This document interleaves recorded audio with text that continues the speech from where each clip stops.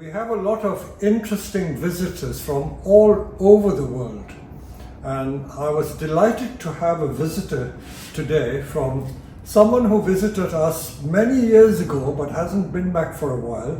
He's fairly local, but he's a personality in his own right, and I'm not going to keep you in suspense. I'm going to get this gentleman to come here and we're going to talk about it. So if you can come here. Yeah. This is Steve Miller, and Steve has been doing these miniature trough gardens for a long while. Not only that, he is an ardent follower, and he told me something today which I never ever knew. I'm really ashamed to say. I've been fiddling with bonsai since 1967, but this person, who was, I regard, as the pioneer of bonsai in the UK, is a person we will ask Steve to talk about her. So over to you, Steve. So Steve, say something about me. Well, Anne Ashberry was making gardens back in the 30s for a mixture of wealthy known countesses and movie stars. Okay. You know, and I picked her book up. If you home in on this, in Anne Ashberry's book in 1983, and she inspired me. Anne Ashberry. Now this book, Charing Cross Road, that doesn't exist any garden book club, and it was printed in 1969. Okay, I'd been doing bonsai since then, but I never came across her. So Anne Ashberry wrote this very famous book, and she deals with all these types of conifers and other plants, alpines suitable for making into this. And of course, in those days, alpine trough gardens was very popular. Yeah. So many alpines, and a lot of the so-called dwarf conifers were alpine plants. Yeah. So it's a natural extension of alpine trough gardening. But I reckon this was the forerunner of bonsai. So talking about trough gardens. Yeah. And then this is what they look like. There's all these trough gardens. Can you see, like miniature Psyche, as it were? English Psyche, not the Chinese or Japanese ones. Yeah. So this, I reckon, is the true forerunner of bonsai in the West. Yeah. And so, short of getting into the details of this book, which is a very rare, lovely book. So she was doing this since the 1930s, you said, Steve? Yeah, 30s. Well, she was doing it in Hackney. Originally, she was from Hackney before she moved to Chignall Smealy. Okay. But of course, the war come along. Second World War. Second World War come along, and she had to go back working in industry. But she made the one for the Queen's 11th birthday. So when the Queen was 11 years old, the late Queen. The late Queen. How old was she then? 11 years, 1937. April 1937. She was making these gardens for the Queen, the then Queen, who was the Princess Elizabeth. And it was delivered to the Royal Lodge where she was living. So this is the sort of thing. That was the original. This was the original. Presented to the Queen. See, read this. A garden made for Her Majesty the Queen when she was HRH Princess Elizabeth. She was 11 years old. So that's the thing made for the Queen. That was 1937. Miniature garden. And then she remade it again in 1951 at the Festival of Britain. So this is really going back into history. In 30s, 40s, see, Hinoki cypress, all these rare conifers. So when we work with conifers like this, they're ideal material. And in those days, these were all planted in troughs, and that was the start of bonsai. You look at those trees, and you look at these trees. This is where you can see she was doing it. People were using this in the 1930s in UK. Hackney. So Hackney. And look at it, it goes through all these species. This is the ABs, Balsamii, then the Hinoki cypress, obtusa, another obtusa, so many types of obtusa, Nana costeri, Piscifera, Cryptomeria japonica, Wilmoriana, Cedrus brevifolia, Picea Mariana nana, Bonsai ABs, Junipers recurva coxia, that was a common one. Tuya was also used. So you can see where the connection is to bonsai. I remember when I started getting involved with bonsai in the 1970s, early 70s, joining the British Bonsai Association. This is what most people made, you know, they simply made little alpine plants in these trough gardens, and this was the forerunner of bonsai. So it's not to be sneezed at. Everything in life and in history is evolutionary, and I would like to think that the British connection with bonsai starts from here, and you're very privileged to be part of this, you know, because you still maintain these things. So I would like to visit you one day to film your collection, to show you where bonsai has come from, because this is very rare indeed. So we will show you some of the documents, and you've pointed me to some clips on, is it YouTube or something? No, that wasn't on YouTube. That was because Anne Ashberry's got has been given a blue plaque now, and it was on Chelmsford Council's. Chelmsford. But no, you can get her. She has got. All right, let's see some of these documents that we've copied. Where are they? Oh, that's no. This is. So. Yeah, I think we maybe move those ones to the side because that's. This is. You've been corresponding with the Royal Archives. The Royal Archives. That means the people who handle. But they can't seem to find about the miniature garden. Yeah. So Steve has written to the Queen almost, asking what happened to those gardens which were made for her in 1937, was it, or 39? No, 1937. 37. So again, these are all these examples of these alpine gardens. And at the bottom here, Miss Anne Ashberry was commissioned to make the garden for the Queen's 11th birthday. When she was living at the Royal Lodge. Okay. Yeah. So very historical stuff. Oh, that's my recreating it in 2002. Okay. Almost identical. And then I've recreated it again. This is 2 plaques at the kidney dialysis unit where I've got the display on. Okay, so you've donated quite a lot of things to charity. Yeah. So I hope you've enjoyed this. I will take some more details from the various books and things, and hopefully we'll catch up with Steve and he can show you some of his work, because not everyone is into what we call 100% true bonsai. And in the bonsai community, you get what we call gatekeepers who don't like you doing anything different. No. Or different or new, which they're not familiar with. They don't call it bonsai. But don't forget, we're making miniature trees. So all these dwarf conifers, they're all miniature trees, which bonsai is. And in fact, the early examples of bonsai, you only need to go back to the previous century, and I think even up to the 1930s, you see pictures of these Japanese and Chinese bonsai. They're just conifers in pots, you know. Yeah. No pretensions to making the bonsai what they look like today. So a bit of history will put everything into perspective, and it will show people who are very, very, open-minded? Proper, you know, they're not open-minded, their mind is closed. They don't like to admit that there are other forms of what we call miniature trees. I wouldn't call it bonsai, miniature trees, which have a direct bearing and influence on bonsai as we know it today. So I hope that's been a bit of education for you, and I will link other bits, I will research it and add it to this video. So thank you for coming, Steve. Thank you, Pete. All right. So following Mr. Steve Miller's visit, and after he told me about this lady called Anne Ashberry, I decided to look up Google and Wikipedia to see if I could find out anything more about her.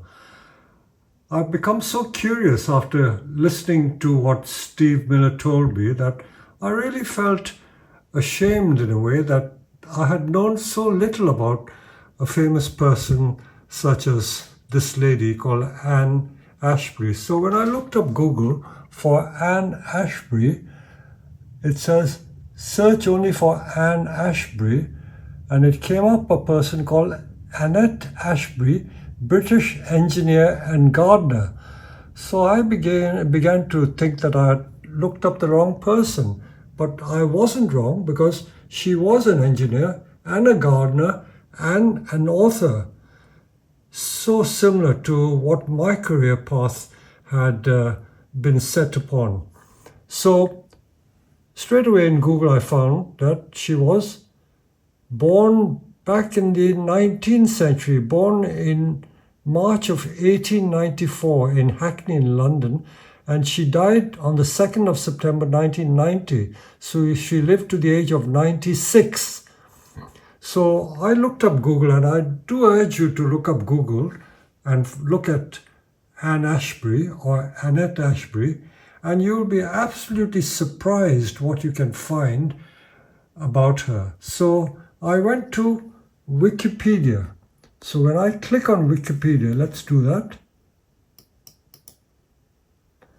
So there we are in Wikipedia, Annette Ashberry, and it says Annette Ashberry, when she was born and when she died, also known as Anne Ashberry, a British engineer, gardener and author, and the first woman elected to the Society of Engineers. So I do urge you to read it, but I'll just read it through so that you can get at first hand what this very famous lady has achieved in her life. So early life, Annette Ashberry was born in Hackney, which is in the East End of London, on 9 March 1894 to Israel and Leah Annenberg, part of a large Jewish immigrant family from Russia. She had 6 brothers and 5 sisters. Her father changed their surname from Annenberg to Ashberry in response to the anti-German sentiment which built ahead of the First World War. And that is typical because Britain is an extremely welcoming country, like the United States of America. So a lot of immigrants came to Britain, and this was typical Jewish family from Germany coming to Britain before the First World War, and of course during the Second World War there were a lot of Jewish immigrants to Britain.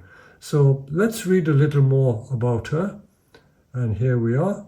Like many women, Ashberry worked on munitions during the First World War. That means she made ammunitions during the First World War. She began her career in engineering in 1916, inspecting fuses in a factory. She had a keen interest in engineering, which led her working for British Thomson Houston. This is a very famous electrical manufacturing company. They used to produce a lot of motors and generators and other things as well, dealing with magnetos.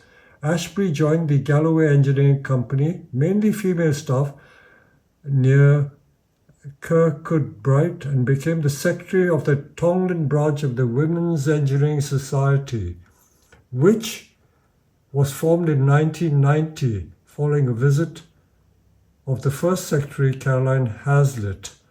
So there you are. She's a very famous leading woman engineer, way ahead of her time. So the newly formed Women's Engineering Society encouraged her to open an engineering factory, which focused on employing women in 1920. If you read all about it, she was a great pioneer for women's rights and in the women's movement, and was spearheaded what today we would call the glass ceiling, breaking the glass ceiling, because in Britain at that time, it was a male-dominated society, and women never got into engineering because that was considered a man's job.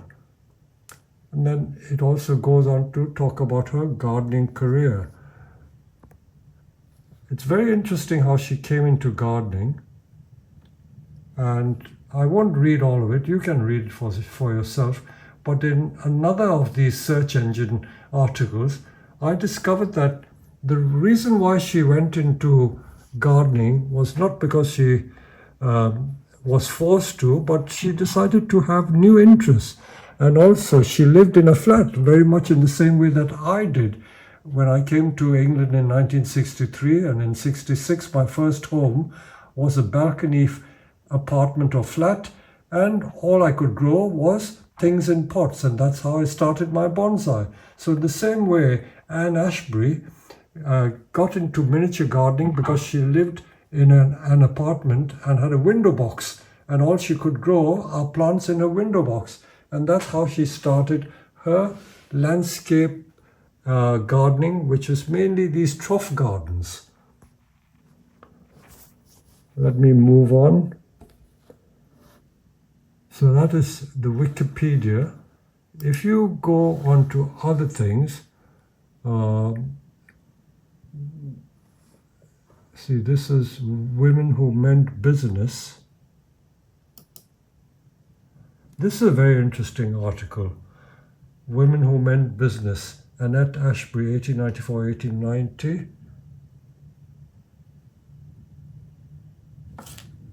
So again, it goes into her career. And Anne Ashberry had two quite different careers. First as an engineer, and later as a designer of miniature gardens. She became naturalized British citizen in 1896, and like many Eastern European and German families, anglicized their name in the run-up to the First World War.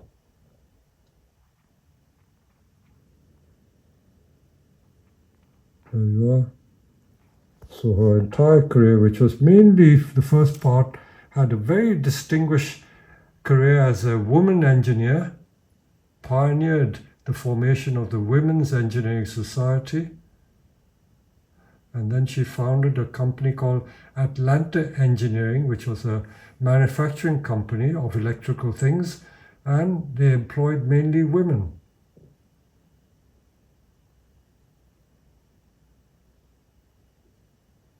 And at some stage, there you go, that's the factory.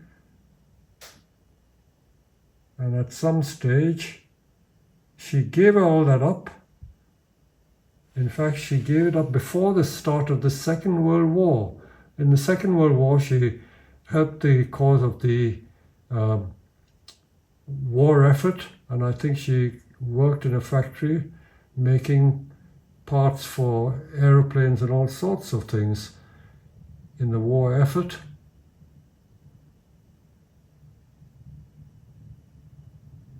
See, her company employed 12 women, and it was really set up to give women the opportunity to work in engineering.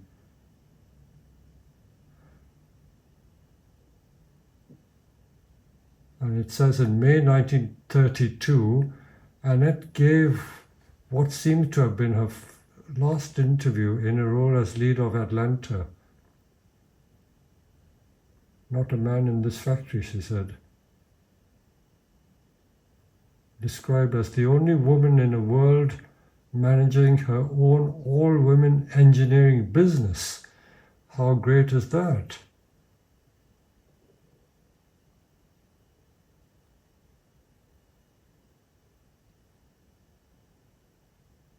And then later on in that article, from lathes to leaves. At the end of the 1930s, Annette embarked on a career as a designer and maker of miniature gardens. And with the new direction came a different version of her name. Now calling herself Anne Ashberry, her gardens had tiny trees, miniature roses and cyclamen planted in bowls, concrete boxes and stone sinks. She based her business in South Kensington, had 2 years to establish herself before the war intervened, and she put on her overalls once more. So during the war again, as I told you, she worked in Hoffman's ball bearing factory in Chelmsford, which is in Essex. And after the war in 1945, she was able to return to gardening once more. And then June 1946, she won the cup for the best horticultural exhibit at the Essex Show. Spent a week in Herons doing demonstrations, and she even made a miniature garden for Princess Elizabeth. She exhibited at the Chelsea Flower Show in 1949 and 52, and her work was featured in the news company, British Pathé Films, which some of you older people may remember. And she published her first book, Miniature Gardens, in 1951. Went on to write 6 more books. And then it says, Anne, or Annette Ashberry, died in 1990. I wish I had met her. I really regret not meeting such a wonderful, distinguished person, and was largely forgotten for the next 30 years. However, the celebrations surrounding the centenary of Women's Engineering Society in 2019 brought resurgence of interest in women's engineering firsts and the story of Atlanta engineering. So there you go. Anne Ashberry. I wish I had met this person, and I really consider her the pioneer of bonsai in Britain. So that is my view. People may have other views, but I like to look back into history, delve into history, and find interesting things like this. And I hope you enjoyed this, and I urge you to go into Google or Wikipedia and search things about Anne Ashberry. I'm sure you'll be delighted to find a lot of information about her. And what, of course, is most relevant to this channel of mine is her connection with bonsai. Although she did not call it bonsai, for my purposes, I regard her as one of the true pioneers of bonsai in Britain. There you go.